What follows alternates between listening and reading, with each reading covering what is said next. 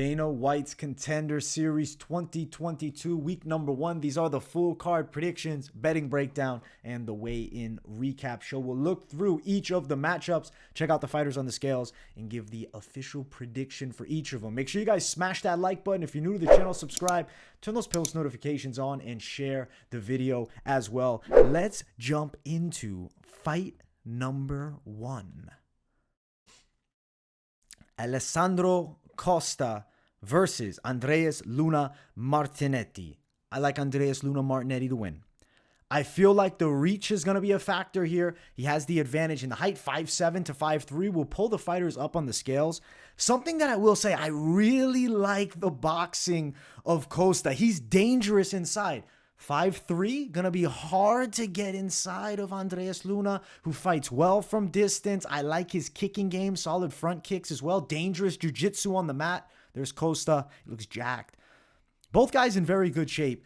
Of course, the physicality edge, height-wise, goes to Luna, but you look at the bodies, that's more of a specimen with Costa. He hits harder, definitely has more knockout power in his hands. The problem is I really think he struggles with Luna's size. Luna Martinetti, 5'7", has fought at bantamweight, undefeated 2-12-0. I can't write a guy off that's undefeated, especially he's coming in underdog against a guy significantly shorter than them.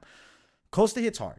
His boxing is good. The peekaboo style, Muay Thai style footwork, but like a peekaboo boxing style. I love how he ducks and will throw hooks. Has knockout power for sure. Luna, to me, is going to be a problem from distance with the kickboxing. If it gets into the grappling, I think technically speaking, Martinetti is going to be harder to deal with, and also the length of the limbs. But Costa has a strength edge and an explosiveness edge in the grappling department. I'm going with Luna to win the fight. I'm taking him on the cards, decision. It's going to be competitive, and I expect Costa to probably win a round. Minus 225 for Costa. Luna Martinetti plus 235. I'm riding with Luna Martinetti for the win. I think we're going over 2.5 at minus 110. Luna Martinetti for a decision plus 550. I don't hate that tag either, but I would rather just money line dog play it. I think it's a mismark.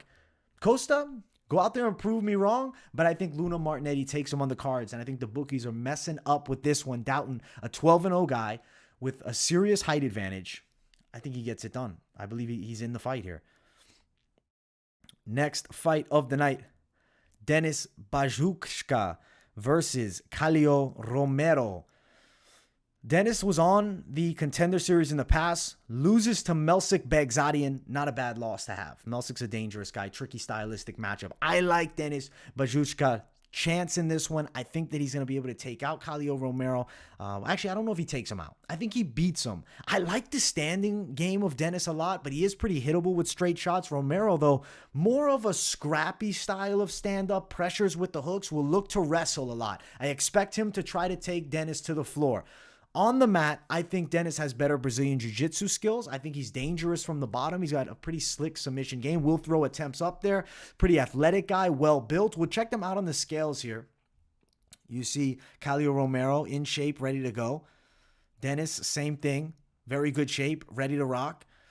Face off, blurry, I apologize, but this is the one we got here from UFC.com. Size is pretty similar between these two. I think Dennis is going to get the hand raise. I feel like he's going to be in a competitive fight. I feel like Kaleio Romero is going to look to land takedowns and control. Denis Buzukja needs to defend. I think he does throw up submission attempts from the bottom, but striking, I think he has a real edge here. So we're going to ride Dennis for the win to beat Kaleio Romero. I'm taking him by a decision. As far as the lines, minus 187, Romero plus 188. We'll do a little dive for the props here. See, they have it spelled Buzukja up here. Let me know if my pronunciation is a bit off on this one.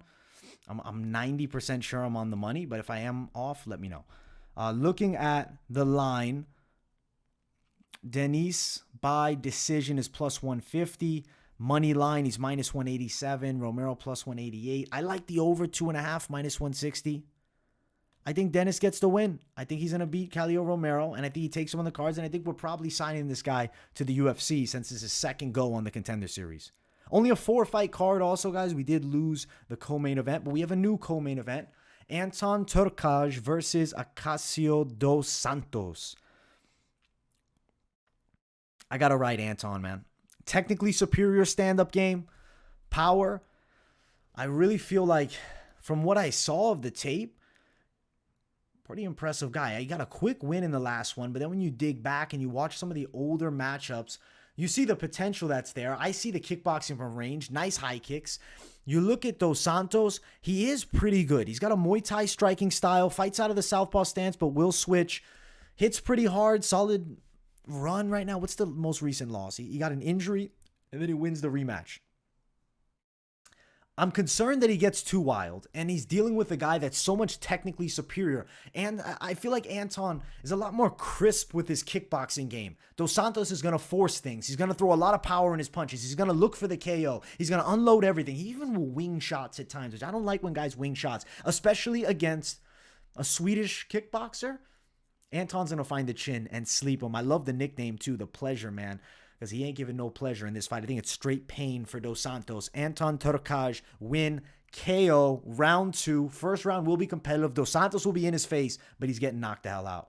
Let's look at them on the scales here. Dos Santos looks in great shape and ready to fight. Anton looks slick and ready to rock.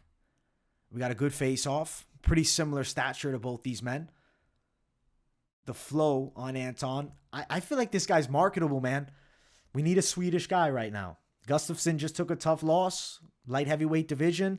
I'm going to bank on Anton Turkalj, and I think he's got some decent potential. He's going to knock out Acácio Dos Santos. Main event of the evening. If you guys haven't yet, make sure to smash that like button. And if you're new, subscribe. Ozzy Diaz versus Joseph Pyfer. You got to ride Ozzy Diaz. I think he wins the fight. The pressure is going to be a problem. He's not as technical as Joseph, and I don't think he's as smooth of a striker, but he's got a real height advantage here. I think he's got a power advantage, and the guy just doesn't seem easy to break. He has a certain energy to him. I mean, last name happens to be Diaz, but I don't know why I get this Diaz-esh flair from him, like a Nate Diaz. Pressure in your face, going to walk you down. Not super smooth striking, but power, and he gets to the target. Joseph has better footwork. I think that you're going to see a decent jab from him, but because of the range difference, I think Ozzy Diaz actually finds a lot of success, and he's got some power in the jab. He knocked an opponent down with a money jab. I feel like reach advantage too, 3.5 inches. It's not listed here on Tapology, but Ozzy Diaz is a 78.5 reach. He's 6'4". He's a pretty damn tall middleweight. Joseph Pyfer, 6'1", 75-inch reach, had a good showing against Stoltzfus until the injury. Unfortunately, doesn't get it. Gets another shake here. He's a precise puncher, but I think it's going to really come down to toughness in this matchup because Diaz is not going to make it easy. It's going to be constant forward pressure and pace, and I think Diaz is going to break him and get a KO. That's the fight we lost between Farid Basharat and Willie Souza. There's Joe Pyfer, and then there is Ozzy Diaz. We'll get the face-off up in 240p since they don't have it on MMA Junkie. Doesn't look like a huge height difference, but I still like the chances for Ozzy Diaz. I mean, facing off seems like about 1.5 inches difference in height. Doesn't matter. Ozzy Diaz with the pressure. Ozzy will slowly wear down Joseph Pyfer, who I think gets knocked out. His best chance might be grappling here, but I think Ozzy Diaz is going to be pretty competent in the defense department on the ground too. Ozzy Diaz knockout, second round. That is the Contender Series. We got a pretty solid 4-fight card. As I said, we lost the Farid Basharat, William Souza fight. Souza comes in 10 pounds over the weight limit. He wasn't looking for a fight. He wanted out.